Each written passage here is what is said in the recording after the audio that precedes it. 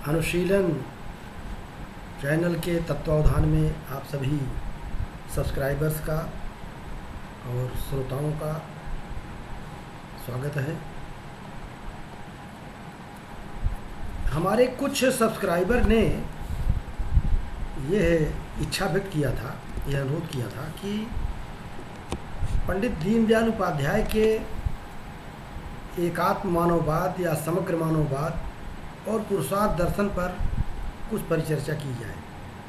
यद्यपि हमने अपने अनुशीलन चैनल पर एक वीडियो जो मेरा की नोट एड्रेस था इसके पहले एक यूनिवर्सिटी में, उसको मैंने अपलोड किया है, किंतु उसका मॉडल थोड़ा एकेडमिक पॉइंट ऑफ व्यू से तो है, लेकिन उसमें कुछ संबोधन है, कुछ ऐसी भी चीज़ें हैं जो हमारे सब्सक्राइबर के लिए उपयोगी नहीं है। तो इसलिए हम आज एक बिंदु पर विचार करेंगे, एक विषय पर परिचर्चा करेंगे। समग्र मानववाद या एकात्म मानववाद और पुरुषार्थ के संबंध में पंडित दीनदयाल उपाध्याय के क्या विचार थे।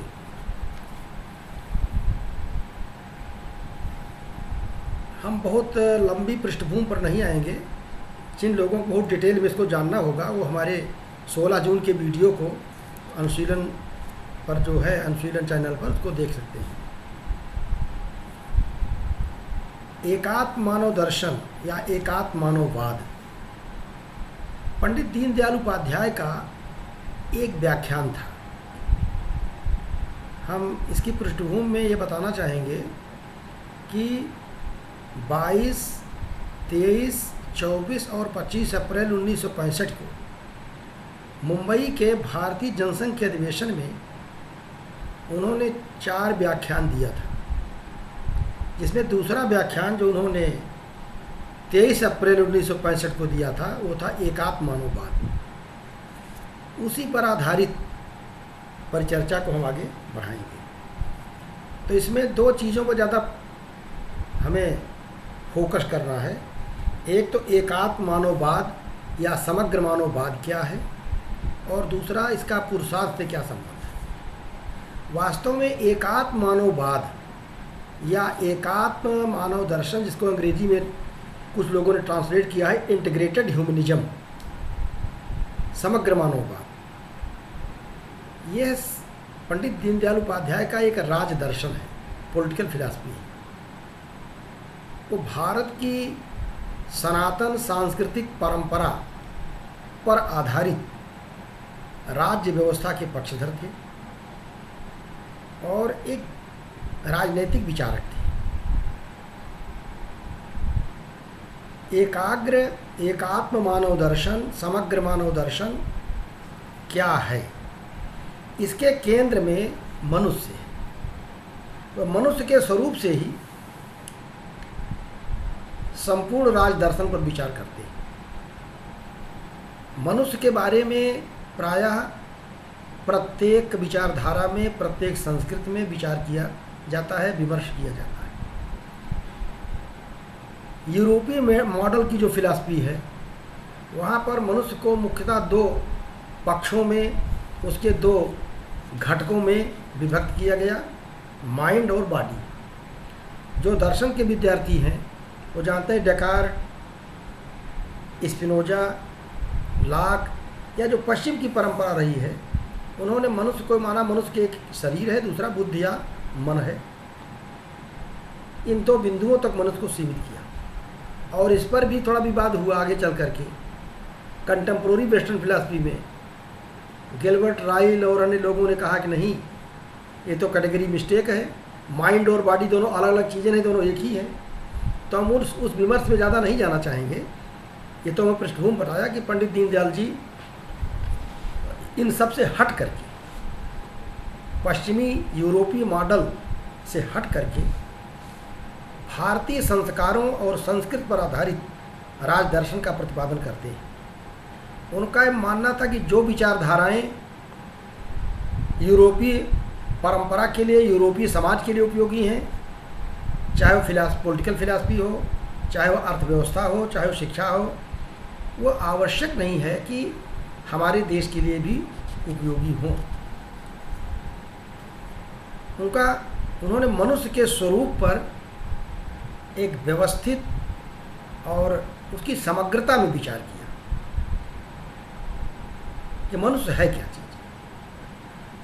मनुष्य के जीवन के 4 आयाम हैं, या आप कह सकते हैं कि 4 पक्ष हैं।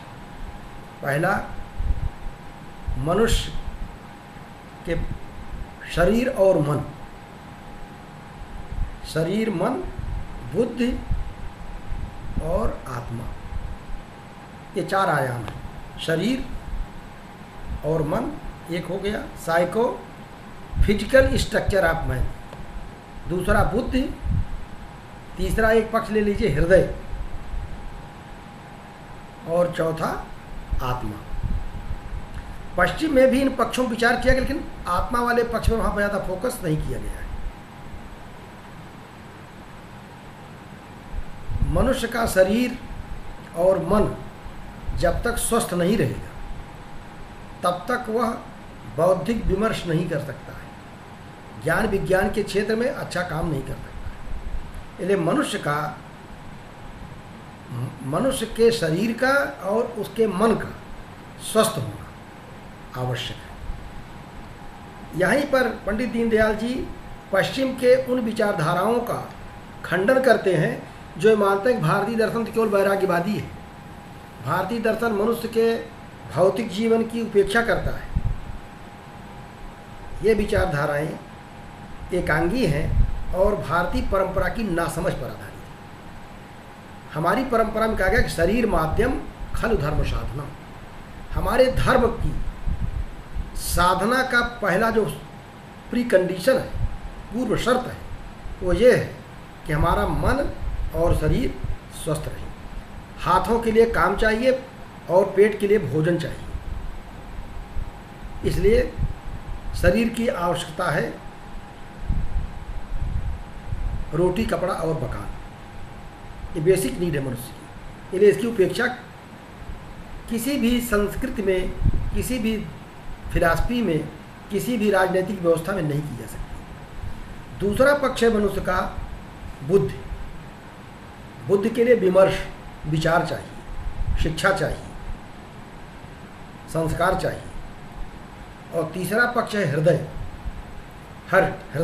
हृदय क्या है?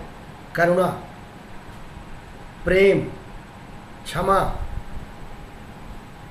ये मूल्य व्यवस्था मनुष्य को संवेदनशील बनाती है। और चौथी चीज़ है आत्मा, जो भारतीयता की मुख्य पहचान है। आत्मा का लक्ष्य क्या है? आत्मा का लक्ष्य मोक्ष।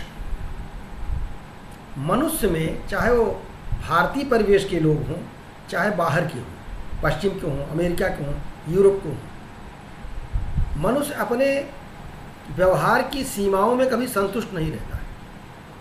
अपने से परे जो है परमार्थ है, अपने से परे जो है उस पर चिंतन करने की, उस पर विमर्श करने की, उसको जानने की एक नैसर्गिक जिज्ञासा मनुष्य में होती है। जो दर्शन के विद्वान हैं, विद्यार्थी हैं, शोधार्थी हैं, वो जानते हैं। कांट को देखिए आप। कांट ने फेनोमेना और न्यूमेना की बात की। फेनोमेना माने लौकिक जगत और न्यूमेना माने पारमार्थिक जगत। इसके परे क्या है हम उसको जान भले न सकें, लेकिन उसके बारे में चिंतन करते हैं, हमारी स्वाभाविक जिज्ञासा होती है। वैसे भारतीय ऋषियों ने आत्मज्ञान, पारमार्थिक चिंतन के स्वरूप पर विमर्श किया, साधना के द्वारा मोक्ष की बात की। अनेक साधनाओं का विधान है जिनके द्वारा हम आत्मज्ञान प्राप्त कर सकते हैं, मोक्ष प्राप्त कर सकते हैं, जिसका प्रवर्तक, या यूँ कहिए कि जिसका सर्वोत्कृष्ट दर्शन अद्वैत वेदांत है। तो ये 4 मानव जीवन के महत्वपूर्ण पक्ष हैं जिनमें से किसी की भी उपेक्षा नहीं की जा सकती है। वो क्या क्या है? शरीर और मन, बुद्धि, हृदय और आत्मा, इन चारों के अनुरूप हमारी परंपरा में, भारतीय परंपरा में 4 पुरुषार्थों का विधान किया गया है, जिस पर पंडित दीनदयाल उपाध्याय विशेष रूप से बल देते हैं। ये 4 पुरुषार्थ आप सभी लोग जानते हैं, धर्म, अर्थ, काम और मोक्ष, ये 4 हैं।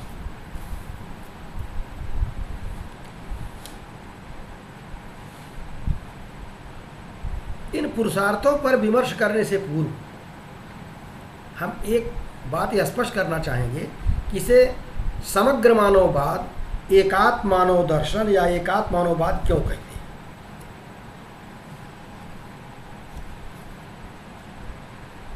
दीनदयाल जी का कहना है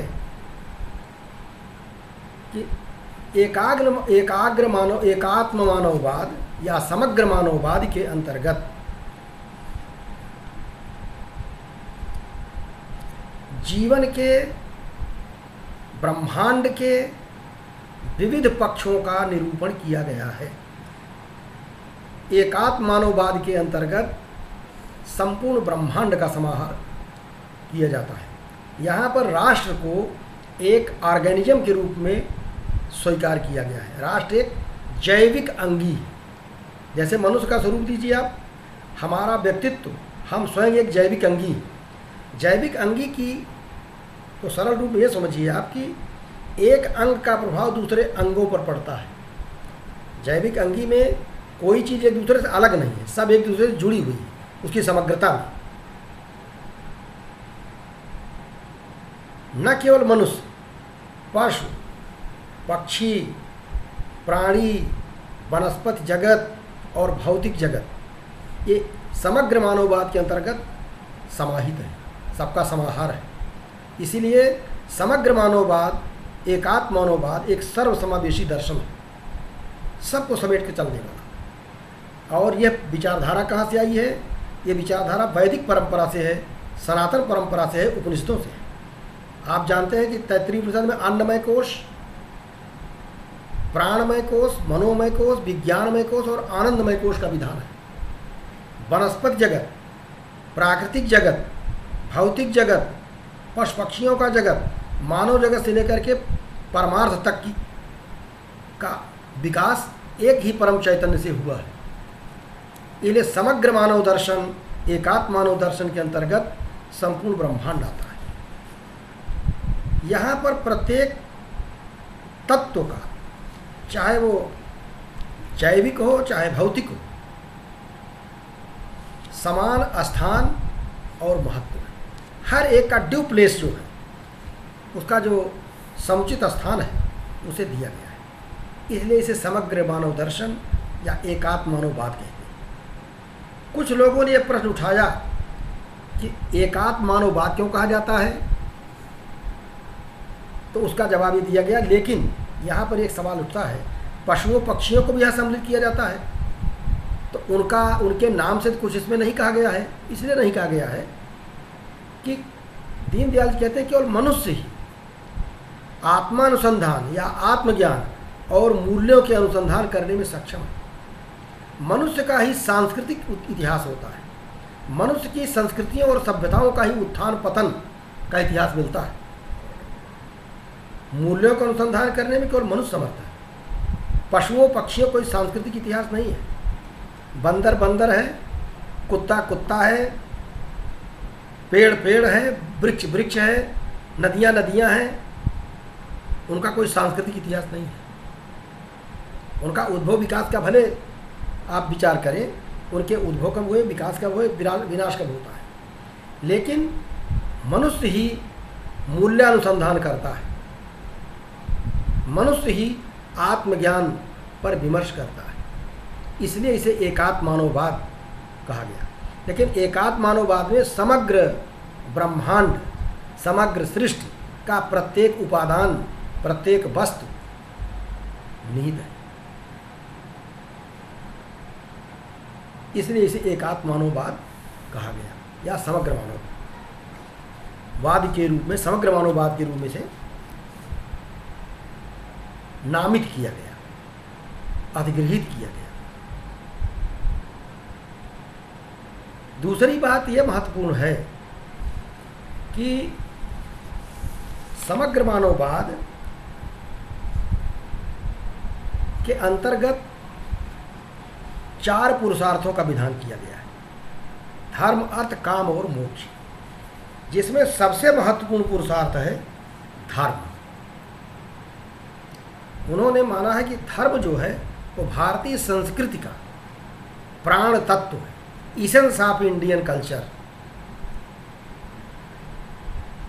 और भारतीय संस्कृति विविधता में एकता या अनेकता में एकता को प्रस्तुत करती है। अनेकता में एकता भारतीय संस्कृति की प्रमुख विशेषता है। डाइवर्सिटी, प्लूरलिटी या अनेकता प्राकृतिक है या नेचुरल है, इसको कभी समाप्त नहीं किया जा सकता है। जो प्राकृतिक है उसको खत्म नहीं किया जा सकता,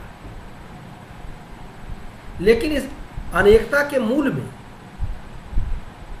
आत्मा की, आध्यात्म की एकता है, इसलिए इसे एकात्म मानवता की एकता है।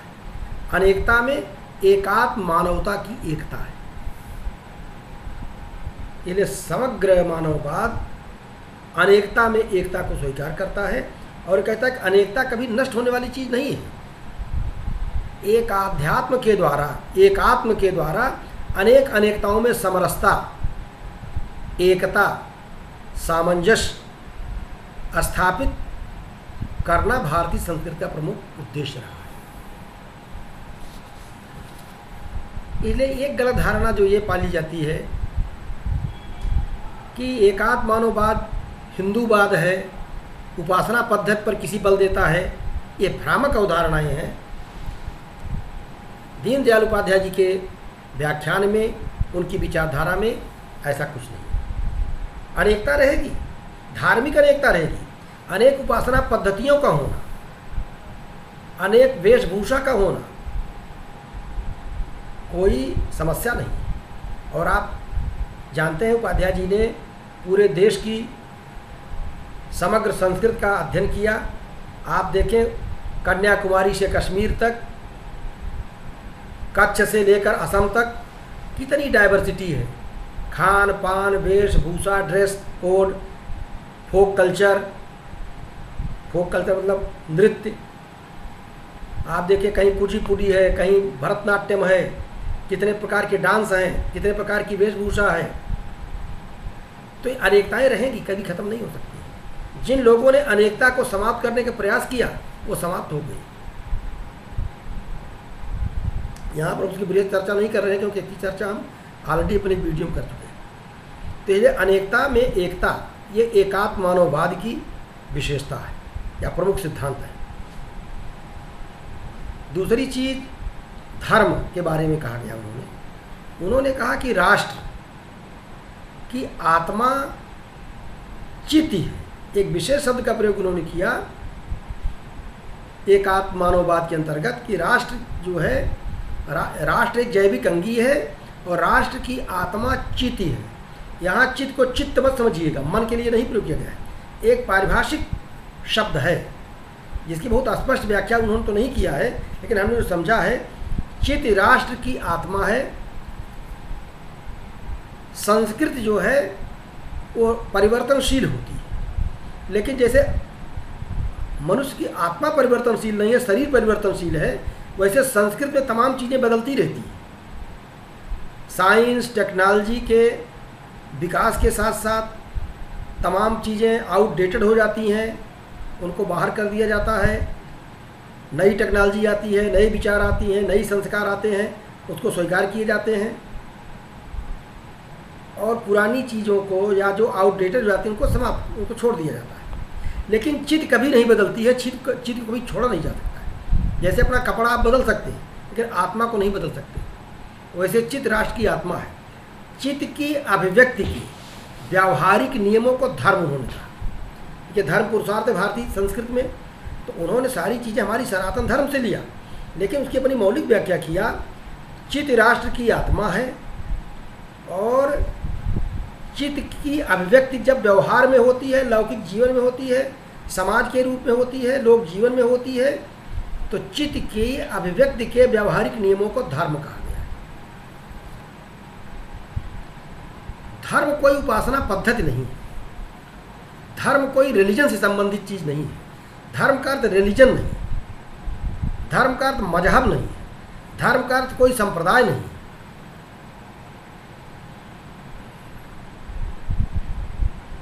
धर्म के अनुरूप शायद किसी भी भाषा में कोई अन्य शब्द नहीं है। पश्चिमी दार्शनिक हेगल ने एक शब्द का प्रयोग किया है, जित्वशिकायित, जर्मन शब्द है। जित्वशिकायित का प्रयोग किया गया है संस्थागत शील के अर्थ में। तो धर्म के अंतर्गत समस्त नैतिक मूल्य और यहाँ तक कि कोड ऑफ लॉ, कानून भी इसमें शामिल हो जाता है। आचार संहिता, विधिक संहिता, परंपराएं, नैतिक मूल्य धर्म के अंतर्गत समाहित जाती हैं। इसलिए कहा गया धर्म ही सृष्टि का आधार है। तो दीनदयाल जी कहते हैं धर्म ही संप्रभु है। जैसे आप पॉलिटिकल थॉट के लोग समझते होंगे सॉवरेनिटी किसमें नीत है, कोई कहेगा जनता में है, संप्रभुता नीत है, कोई कहेगा राज्य में है, राजा में है। तो दीनदयाल जी ने कहा कि संप्रभुता धर्म की है, धर्म ही संप्रभु है।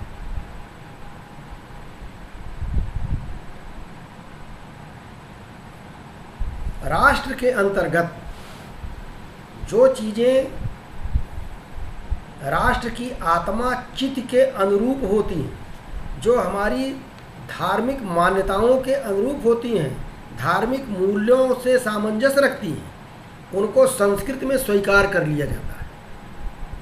और जो धार्मिक मूल्यों के चित्त की अनुरूप नहीं होती, किसी राष्ट्र की एक चित्त होती है।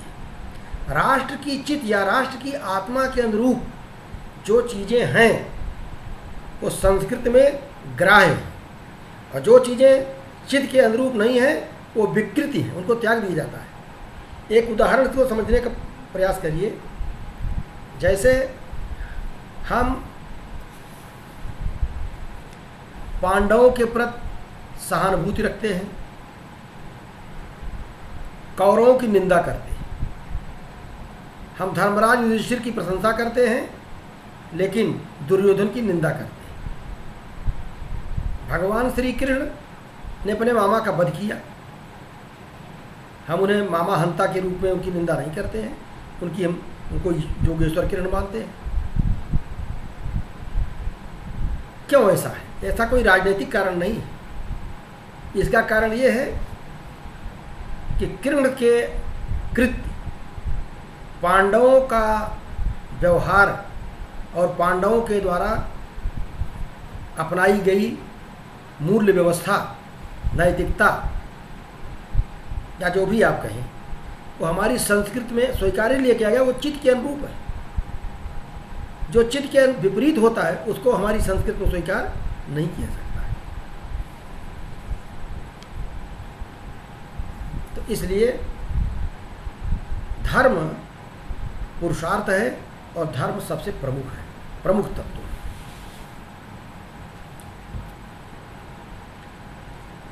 यहाँ एक चीज़ और बताना पड़ेगा कि दीनदयाल जी ने राष्ट्र और राज्य में भेद किया। राष्ट्र और राज्य, राज्य यद्यपि महत्वपूर्ण संस्था है लेकिन राज्य सर्वोपरि नहीं। राज्य किसी समझौते से नहीं पैदा होता है, राष्ट्र किसी समझौते से नहीं पैदा होता है। सोशल कॉन्ट्रैक्ट थ्योरी का वो खंडन करते हैं। आप ये जानते हैं कि हाफ्स लाक रूसो ने राष्ट्र की, समाज की उत्पत्ति के लिए एक सिद्धांत दिया, राज्य की उत्पत्ति के लिए, सोशल कॉन्ट्रैक्ट थ्योरी, जिसको हिंदी में आप कहेंगे सामाजिक संविदा का सिद्धांत। पंडित दीनदयाल जी ने कहा कि राष्ट्र की उत्पत्ति किसी सोशल कॉन्ट्रैक्ट से नहीं हो सकती। राज्य के लिए समझौता हो सकता है, स्टेट के लिए कॉन्ट्रैक्ट हो सकता है। जैसे हमारे देश में मुगल आए, पठान आए, फ्रांसीसी आए, पुर्तगाली आए, अंग्रेज आए, गए, राज्य व्यवस्था बदलती रही, लेकिन राष्ट्र जीवन, राष्ट्र सत्ता, समाज चलता रहा। कांग्रेस का शासन आया आज़ादी के बाद, कांग्रेस पार्टी गई, जनता पार्टी आई, जनता पार्टी गई, फिर कांग्रेस आई, इस समय भारतीय जनता पार्टी की सरकार आई, हो सकता है ये भी चली जाए कुछ दिनों में। तो राज्य व्यवस्था आती रहेगी, जाती रहेगी, सरकारें बनती रहेंगी, बिगड़ती रहेंगी, लेकिन राष्ट्र चलता रहेगा। हमारा कॉन्ट्रैक्ट 5 साल के लिए है राज्य व्यवस्था के लिए, हमने 5 साल आपको पावर में दिया है, अगर ठीक करेंगे तो ठीक नहीं, जनता हटा देगी। ये सोशल कॉन्ट्रैक्ट, ये जो कॉन्ट्रैक्ट है राष्ट्र के लिए नहीं है, this is the contract for state, राज्य के लिए है। इस पार्टी को हमने 5 साल के लिए सौंप दिया, तो व्यवस्था देखिए, संभालिए शासन। राष्ट्र कैसे होता का, राष्ट्र के लिए महापुरुषों का चरित्र, भू सांस्कृतिक विरासत, जियो कल्चरल जिसको कहते हैं, वहाँ की नदियाँ, पहाड़, समुद्र, तीर्थ स्थल और हमारे महापुरुषों के जन्म स्थल, ये सब राष्ट्र में लोगों को समाज से जोड़ते हैं। हमारे पूर्वजों की जन्मभूमि, कर्मभूमि, ये सब राष्ट्र के लिए होती है। इस पर डिटेल नहीं जाना चाहेंगे क्योंकि उन्होंने अलग अलग कर दिया था भू सांस्कृतिक राष्ट्रवाद, लेकिन एकात्म मानववाद के अंतर्गत ही सब कुछ होगा, मूल दर्शन है। तो कहने का तात्पर्य है कि सोशल कॉन्ट्रैक्ट राष्ट्र के नहीं हो सकता है। जिन संस्कृतियों में राष्ट्र और राज्य को एक माना गया, वह संस्कृतियाँ, वह राज्य, वह राष्ट्र समाप्त हो गई। बड़ा प्रसिद्ध शायरी है, यूनान मिस्र रोमा सब मिट गए जहाँ से, कुछ बात है कि हस्ती मिटती नहीं हमारी।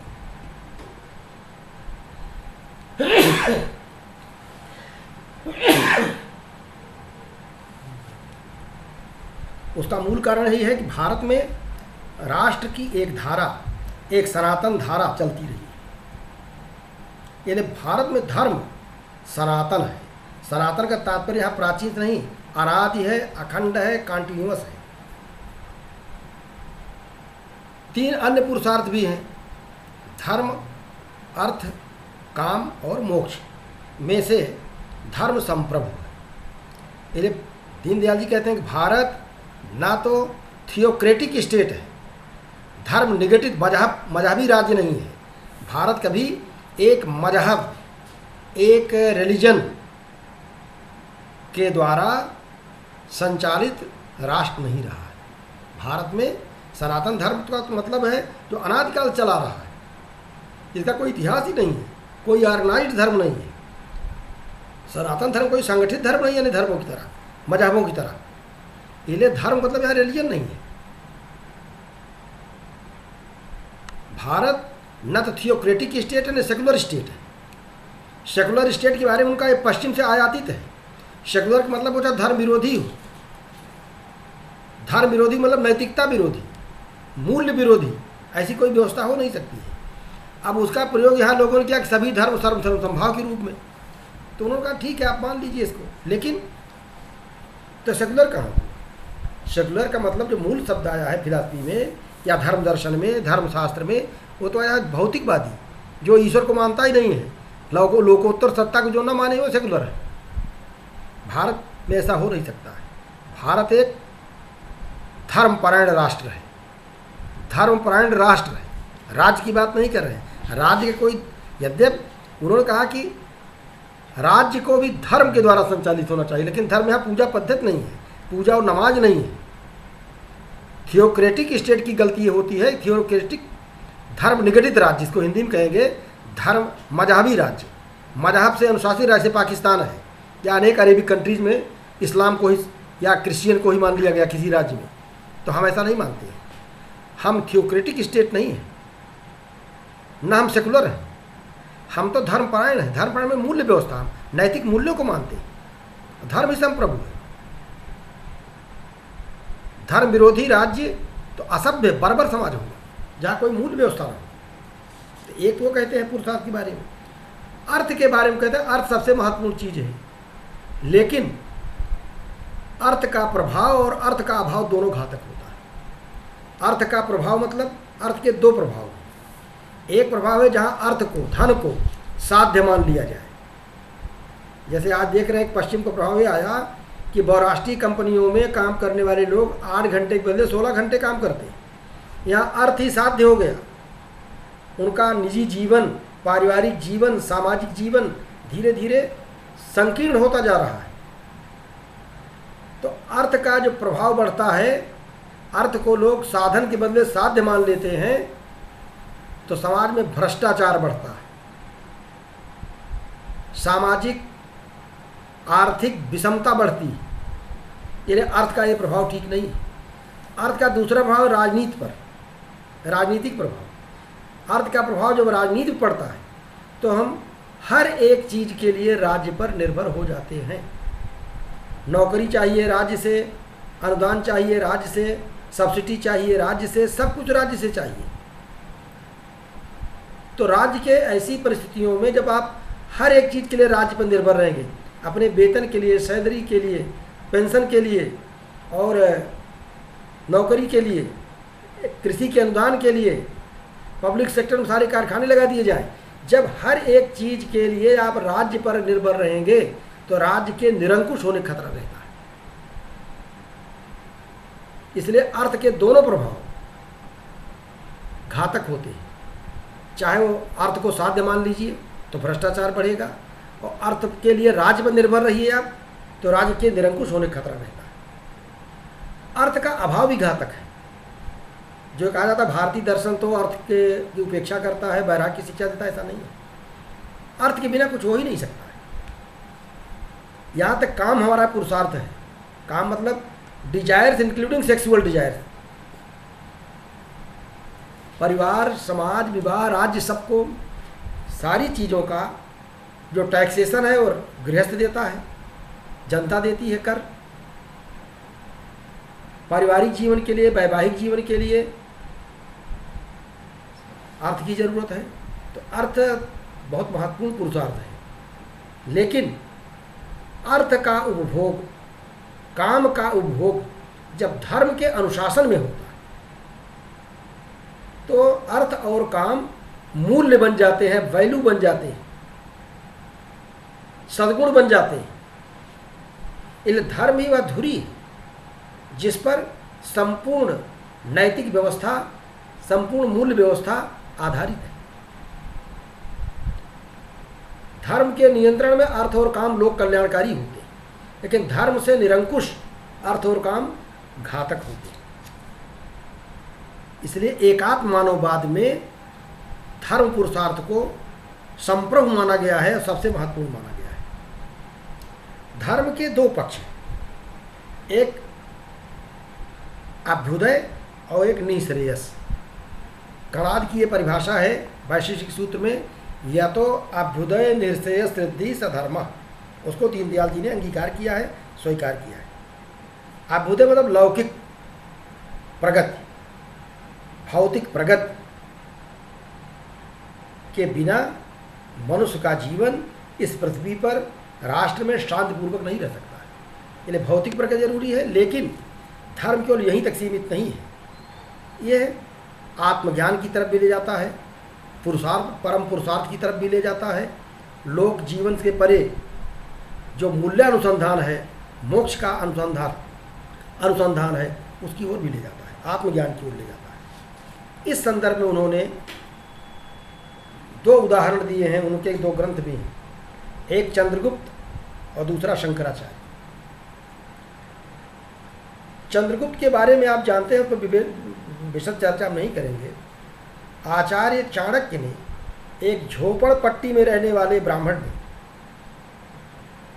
चंद्रगुप्त जैसे मूरा नाम की दासी से उत्पन्न बालक की क्षमता को देख करके उसको ऐसा प्रशिक्षित किया, ऐसा काबिल बनाया कि मगध साम्राज्य का शासक बना और विदेशी आक्रांताओं से भारत की रक्षा की।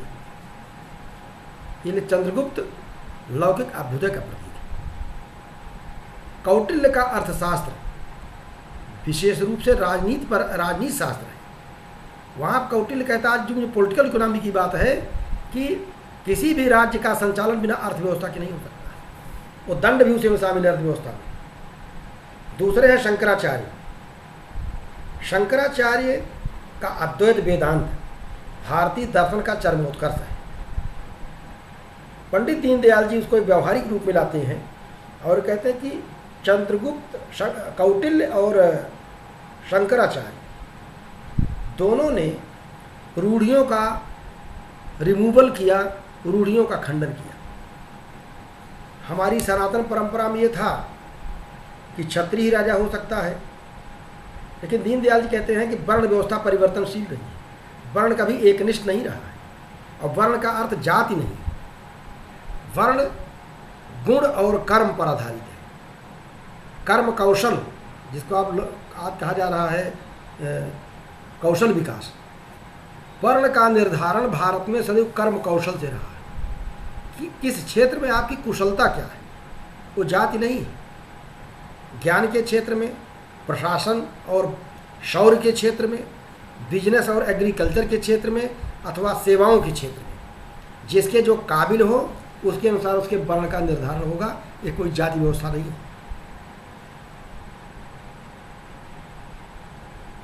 इसलिए बहुत बड़ा कन्फ्यूजन है। कुछ लोग मनुवाद के नाम पर सनातन धर्म की आलोचना करते हैं। ये एक बहुत बड़ी नासमझी है। दीनदयाल जी ने कहा कि वर्ण परिवर्तनशील है। आपका अगर डिवीजन ऑफ लेबर और गुण बदल गए, आपकी रुचि बदल गई, आपकी क्षमताएं बदल गई, तो वर्ण बदल जाता है। कोई स्थिर चीज नहीं है। जाति स्थिर होती है, वर्ण स्थिर नहीं है, बदल परिवर्तनशील है। इसलिए कौटिल्य ने चंद्रगुप्त की क्षमता को देख करके उसे मगध का राजा बनाया, जबकि वो दलित था।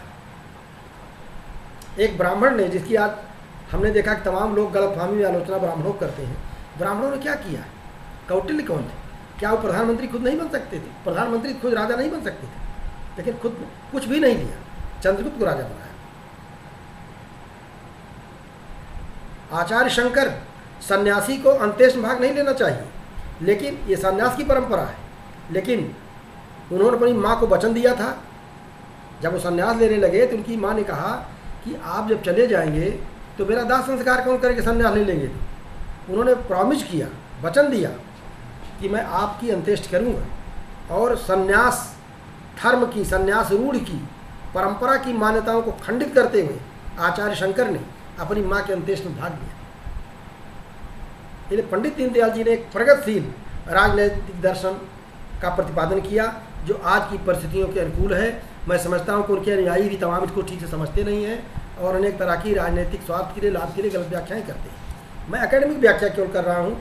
इसका कोई राजनीतिक मंच से हम अपने श्रोताओं से, सब्सक्राइबर को बताना चाहेंगे, आप चाहे जिस विचारधारा संबंधी हो, हम तो केवल उनके एकेडमिक पक्ष की व्याख्या कर रहे हैं। आज उनके फॉलोअर्स जो पावर में है वो कितना उनको मानते हैं, कितना उस पर चल रहे हैं, ये आपके विमर्श का या आपके निर्णय पर छोड़ दे रहे हैं। लेकिन उन्होंने जो कहा, ये चीज़ कही है कि पुरुषार्थ महत्वपूर्ण चीज़ है। पुरुषार्थ मतलब वैल्यू सिस्टम, और उसको अपनी सनातन परंपरा से लिया। आज की परिस्थितियों के अनुसार उन्होंने उसमें परिवर्तन भी किया और ये कहा कि सनातन धर्म शाश्वत है, लेकिन देश काल परिस्थिति के अनुसार इसमें बदलाव आता रहता है। हमारी संस्कृति में तमाम चीज़ें ऐसी बदलती रहती हैं।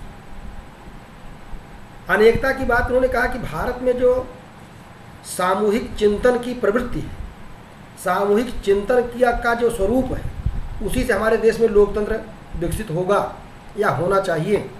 हमारे यहाँ अनेकता की बात कैसे की गई? देखिए, सनातन धर्म के जो मूल ग्रंथ हैं वेद हैं। वेदों की संख्या एक नहीं है। जैसे आप कुरान एक पाएंगे, Bible, old testament, new testament, यहूदी और ईसाई में अंतर पाएंगे। तो हमारे यहाँ वेद एक नहीं है, 4 हैं। शास्त्र एक नहीं 6 हैं। पुराण एक नहीं 18 हैं। ईश्वर के अवतार भी एक नहीं है, 24 हैं। हमारा धर्म कोई मजहबी पैगंबरी धर्म नहीं, हमारा कोई मैसेंजर नहीं है, ईश्वर साक्षात अवतार लेता है।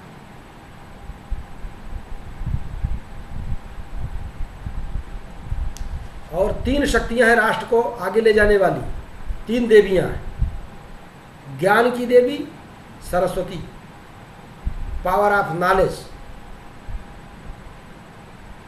धन की देवी लक्ष्मी, पावर ऑफ वेल्थ। और शक्ति की देवी दुर्गा, पावर ऑफ एक्शन। किसी भी राष्ट्र के विकास के लिए, राष्ट्र को विश्व स्तर पर स्थापित करने के लिए इन 3 शक्तियों की जरूरत पड़ती है।